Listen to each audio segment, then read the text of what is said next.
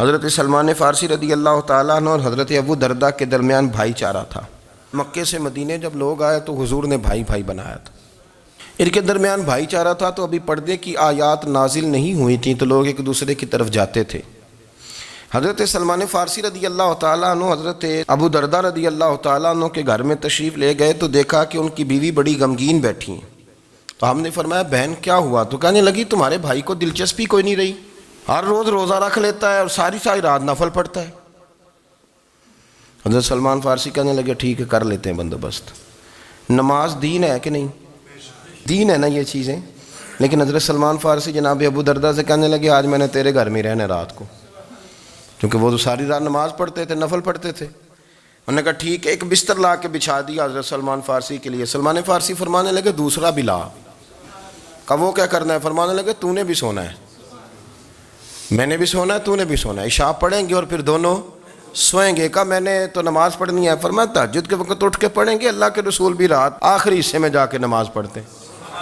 ادھر ساتھ سلا لیا، وہ تھوڑی کو دیر سوئے، اب عادت تھی ساری رات اٹھنے کی، ذرا اٹھنے لگے بستر سے تو حضرت سلمان فارسی فرمایا چپ کر کے سو جا، وہ بڑی رات پڑی ہوئی، چپ کر کے سو جا۔ وہ لیٹ گئے، پھر اٹھنے لگے تو فرمایا سو جا چپ کر کے، بڑا ٹائم ہے۔ سحری کے وقت اٹھے، نفل پڑھے۔ ان کا ارادہ تھا روزہ رکھنے کا تو فرمانے لگے کل رکھا تھا نا نفلی روزہ؟ جی رکھا تھا۔ پرسوں بھی رکھا تھا، ترسوں بھی رکھا تھا۔ فرمایا آج نہیں رکھنا، آج میں تیرا مہمان ہوں، سارا دن کٹھے مل کے روٹیاں کھائیں گے، آج نہیں روزہ رکھنا۔ سلا دیا۔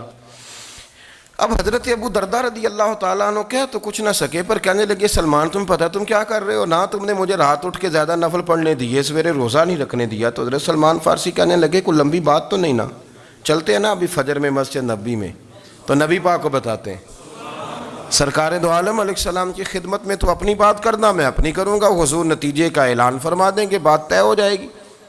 حاضر خدمت ہوئے، عرض کی یا رسول اللہ صلی اللہ تعالیٰ علیہ وسلم یہ ساری رات نفل پڑھتے ہیں، ہر روز روزہ رکھتے ہیں، ان کی اہلیہ غمگین بیٹھی ہیں، حکم فرمائیں۔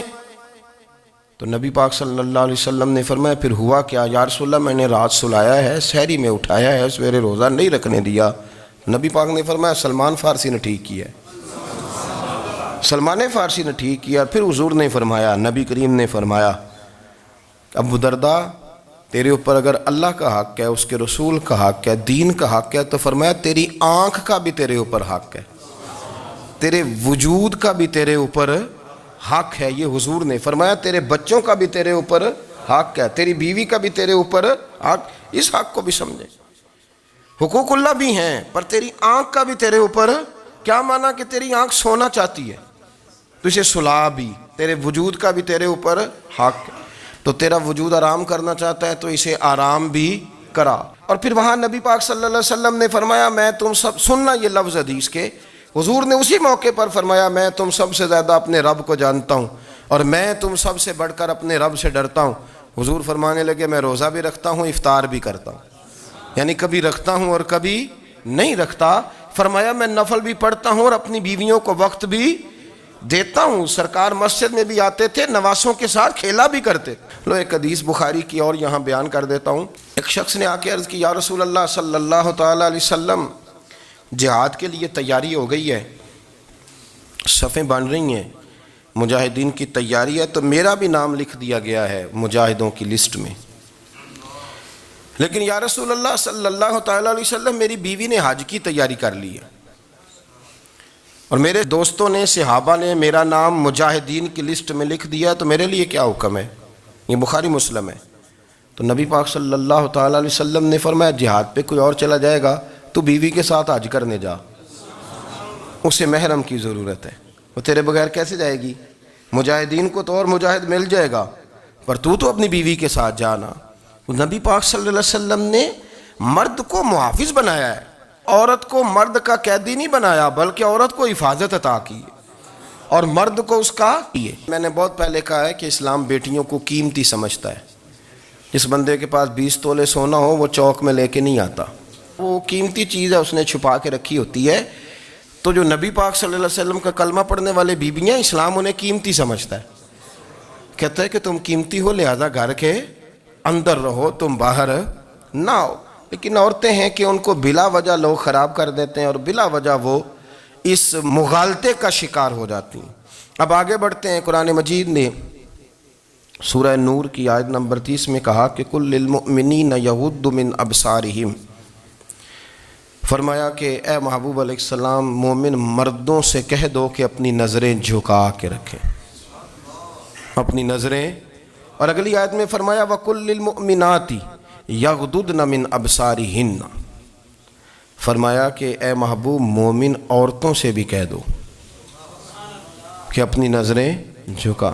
مرد بھی اپنی نظر جھکا کے رکھے گا عورت کی طرف، لیکن یہ ساری پابندی صرف مرد پر نہیں، عورت بھی غیر محرم کا چہرہ نہیں دیکھے گی، اس پر بھی اسی طرح نظر جھکانے کا حکم ہے جس طرح کہ وہ ہر دکاندار کو بھائی جان کہہ کے گفتگو کرنے کی اس کو بھی اجازت نہیں ہے کہ وہ بھی وہ سمجھے کہ پابندی تو مرد نے کرنی تھی، میں نے تھوڑی کرنی تھی۔ وہ جس کے پاس جائے، جہاں بھی جائے، ڈاکٹر کے پاس جائے، باہر جائے، تو وہ جس طرح مرضی اس کا دل چاہے وہ بات چیت کرے، اس کی عورت کو بھی اجازت اسلام نہیں دیتا۔ بنیادی طور پہ اسلام شرم و حیا کا دین ہے، حیا کی بات کرتا ہے۔ حیا کی جب ہم تعریف کرتے ہیں تو حیا کی تعریف یہ ہے کہ کوئی کبھی چیز دیکھ کے نا تو آپ کی طبیعت میں کراہت محسوس ہو، آپ کوئی غلط جملہ منہ سے نکالتے ہوئے ذرا جھجکیں، آپ کوئی غلط بات کرتے ہوئے تھوڑا بوجھ محسوس کریں۔ ہمارے ہاں تیزی سے فروغ پایا ہے بے حیائی نے، سنگیوں کی محفلیں، یاروں کی محفلیں، اس میں غلیظ گفتگو ہوتی ہے الا ماشاء اللہ۔ ان دوستوں کو بڑی پاک صاف گفتگو کرنی چاہیے۔ دوستی کا رشتہ بڑا مقدس رشتہ ہے، جو یہاں ایک دوسرے سے پیار کریں گے جنت میں بھی اکٹھے داخل کیے جائیں گے۔ شرط یہ ہے کہ پیار اللہ رسول کی رضا کے لیے ہو، لیکن اس کے اندر اگر آپ کی گفتگو کچی ہو، کمزور ہو، فحاشی والی ہو، عریانی والی ہو، ہمارے ہاں تو اب اس کو لوگ فیشن سمجھتے ہیں، اس کو مردانگی کی علامت سمجھتے ہیں کہ وہ جی ساری باتیں جی وہاں ہو گئیں، اور جس کا جو جی چاہا اس نے کہا۔ آپ جب حیا کے دائرے میں ہوتے ہیں تو آپ خود بھی سکون محسوس کرتے ہیں۔ بنی اسرائیل کے لوگوں سے حضرت موسیٰ نے کہا کہ گائے ذبح کرو اور ایک ٹکڑا مقتول کو مارو، زندہ ہو کے خود بتا دے گا مجھے کس بندے نے قتل کیا۔ تو کہنے لگے آپ ہمارے ساتھ مذاق کر رہے ہیں۔ تو قرآن مجید کہتا ہے کہ حضرت سیدنا موسیٰ علیہ السلام فرمانے لگے اعوذ باللہ ان اکون من الجاہلین، فرمانے لگے میں اللہ کی پناہ مانگتا ہوں کہ میں جاہلوں میں سے ہو جاؤں۔ یہ مذاق کرنا تو جاہلوں کا طریقہ ہے۔ اگر آپ کی زبان سے بے حیائی کا جملہ نکل گیا، اگر آپ کی زبان سے بے حیائی کا جملہ نکل گیا، آپ نے کہہ دیا کہ ہم آزاد لوگ ہیں، جو مرضی کریں گے، جو مرضی کہیں گے، جو ہمارا دل میں آئے گا کریں گے، تو پھر تو لوگ آپ کا وہ حشر کریں گے کہ آپ سے برداشت ہی نہیں ہوگا۔ جس کا لوگ مذاق بنا لیتے ہیں اور جو مذاق بن جاتا ہے پھر اسے کوئی جینے دیتا ہے۔ آپ حیا کی چادر میں چھپیں گے تو بچیں گے۔ اگر آپ نے اپنا مذاق بنوا لیا یہ کہہ کے کہ میں نے مرضی کرنی ہے، پھر یاد رکھنا چھپنے کو جگہ نہیں ملے گی، پھر تکلیف میں آ جائیں گے، پھر بہت بڑی اذیت کا شکار ہو جائیں۔ شرم و حیا، عرب کے اندر جو کنواری لڑکیاں تھیں ان میں بڑی حیا ہوتی تھی۔ الحمدللہ میں بڑے فخر سے کہتا ہوں کہ میرے پنجاب کی، میرے پاکستان کی بیٹیاں بھی 20 دفعہ ان کا ابا کہے تیری شادی کرنی ہے تو وہ آنکھ نہیں اٹھا پاتی آج بھی۔ یہ تو وہ چند لوگ ہیں جو کہتے ہیں ہم ہائی کلاس ہو گئے، ہمیں نہیں پتا کہ وہ روشن خیال ہو گئے ہیں کہ روغن خیال ہو گئے، پتہ نہیں کدھر چلے گئے۔ ورنہ ہماری بیٹیاں آج بھی جب ان سے ان کا باپ، ان کی ماں بات کرتی ہے تیری شادی کی، تو وہ تو شرم کے ساتھ پچھلے سے پچھلے کمرے میں چھپتی ہیں۔ یہ اللہ نے فضل کیا ہوا ہے اس ملت پر۔ تو عرب کی لڑکی بڑی حیا والی ہوتی تھی، اس سے کوئی بات کرنی پڑتی تھی تو 20 دفعہ بات کی جاتی، پھر بھی وہ عورت چھپتی پھرتی تھی۔ حضرت عائشہ صدیقہ رضی اللہ تعالیٰ عنہ فرمانے لگیں میرے نبی پاک صلی اللہ علیہ وسلم عرب کی کنواری لڑکیوں سے بھی زیادہ حیا کرنے والے، 100 مردوں سے زیادہ طاقت تھی، 100 مردوں سے زیادہ طاقت۔ اب جو بات کہنے لگا ہوں، جو نتیجہ دینے لگا ہوں، اس پر خاص توجہ آپ فرمائیں گے۔ ذرا فکری طور پر، نظریاتی طور پر ایک چیز کو سمجھیے۔ ہم سمجھتے ہیں کہ جوان لڑکا ہے جی جو مرضی کرے، عمر ہے جی۔ آپ ذرا بات پر غور کیجئے گا کہ حضور صلی اللہ علیہ وسلم میں طاقت 100 مردوں سے زیادہ ہے اور حیا کنواری لڑکیوں سے بھی زیادہ ہے۔ ذرا اس بات کا تقابلی جائزہ کیجئے گا کہ طاقت 100 مرد سے زیادہ ہے لیکن حیا کنواری لڑکی سے بھی زیادہ ہے، اس کا معنی یہ ہوا کہ جس ٹہنی کو پھل زیادہ لگ جاتے ہیں وہ جھکا کرتی ہے، تو حیا تو حسن ہے، حیا تو آپ کو پاک صاف کرے گا، حیا تو آپ کو نرالا کرے گا، انوکھا کرے گا۔ وہ ہمارے ایک دانشور ہے، انہوں نے مضمون لکھا، کئی باتیں بڑی پسند آتی ہیں۔ وہ کہتے ہیں کہ میری اہلیہ، ان کو بھی کسی نے مس گائیڈ کر دیا تھا، حالانکہ اچھی خاتون ہے، کسی نے مس گائیڈ کر دیا، تو وہ بھی سماجی اور ویلفیئر، اور یہ خواتین کو شوق ہوتا نا بننے کا، تو وہ بھی سماج کے اندر اچھا مقام تلاش کرنے کے موڈ میں آ گئی۔ تو کہیں ایک دن جانا تھا تو بڑی بن سور کے میرے ساتھ وہ گاڑی میں بیٹھ گئی، تو میں گاڑی میں، عورتوں کو یہ بھی مسئلہ ہوتا ہے نا کہ ہماری تعریف کرو، تو کئی دفعہ بعد مردوں بیچاروں کو جھوٹ بولنا پڑتا ہے۔ شریعت نے گنجائش دی ہے کہ کبھی بیوی کو راضی کرنے کے لیے خلاف واقعہ بات کرنی پڑے تو کر لینی چاہیے، تو وہ کراتی بھی ہیں۔ 3 موقع پر خلاف واقعہ بات کرنے کی اجازت ہے، واقعے کے خلاف بھی آپ بات کر سکتے ہیں، جنگ کے موقع پر، 2 لوگوں کو صلح کرانے کے لیے، اور بیوی کو راضی کرنے کے لیے کر لیں کوئی ایسی بات، بے شک اپنی طبیعت پہ جبر کر کے کر لیں، گنجائش ہے، اجازت ہے۔ تو وہ کہتے ہیں جب وہ گاڑی میں میرے ساتھ بیٹھی بن سور کے، وہ تقاضا کرنے لگی کہ میں نے بڑے اچھے کپڑے پہنے ہیں پر آپ نے توجہ نہیں کرائی۔ وہ سیاںا بندہ تھا، وہ چاہ رہا تھا کہ میری خاتون سمجھ جائیں۔ وہ کہتے ہیں مجھے پتہ تھا کہ بیچاری مس گائیڈ ہو گئی ہے، دل کی بڑی اچھی ہے، سیاਣੀ ہے، لیکن اس کو کچھ خواتین نے، کچھ لوگوں نے مل کے اس کو ذہن غلط کر دیا ہے کہ سماج میں نکلو، باہر جاؤ، کام کرو، فلاں کرو، اپنی مرضی سے جیو۔ تو میرے ساتھ گاڑی میں بیٹھی کہیں جانے کے لیے، تو مجھ سے کہنے لگی کہ آپ نے میری طرف توجہ ہی نہیں کی، آپ نے کوئی ذکر ہی نہیں کیا کہ میں کیسی لگ رہی ہوں۔ تو وہ کہتے ہیں میں نے اسے کہا کہ اگر تو ناراض نہ ہو تو پھر میں صحیح والی تعریف کر دوں؟ تو اس نے کہا کہ آپ کر دیں۔ تو کہتے ہیں میں نے درد سے اور خلوص سے اپنی بیوی سے کہا، خلوص کے ساتھ میں نے کہا میں تو روز گھر ہوتا ہوں، روز شام کو گھر ہوتا ہوں، اگر تو میرے لیے تیار ہوتی تو میں تیری تعریف کرتا، لیکن آج تو باہر جانے کے لیے تیار ہوئی، تو پھر ان سے تعریف کی امید رکھ جن کے لیے تو نے تیاری کی ہے۔ میرے لیے تیاری کرتی تو میں تو ہر شام تیرے پاس ہوتا ہوں۔ کہتے ہیں وہ میرے لفظوں میں درد تھا تو وہ بھی رو پڑی، اور کہنے لگی آپ گاڑی روک دیں، مجھے باہر جا کے کسی کو راضی نہیں کرنا، میں نے اسے راضی کرنا ہے جس کو رب کریم نے میرا شوہر بنایا ہے اور میرے لیے منتخب کیا ہے میرے ماں باپ کو، میں واپس لوٹتی ہوں۔ یہ ایک پہلو ہے سلگتا ہوا، اس کو سمجھا جائے۔ جب خانہ کعبہ کی مکہ شریف میں تعمیر ہو رہی تھی نا، اہل عرب اس کو تعمیر کر رہے تھے، تو نبی پاک صلی اللہ علیہ وسلم اپنے چچا حضرت عباس کے ساتھ خانہ کعبہ کی تعریف میں مصروف تھے۔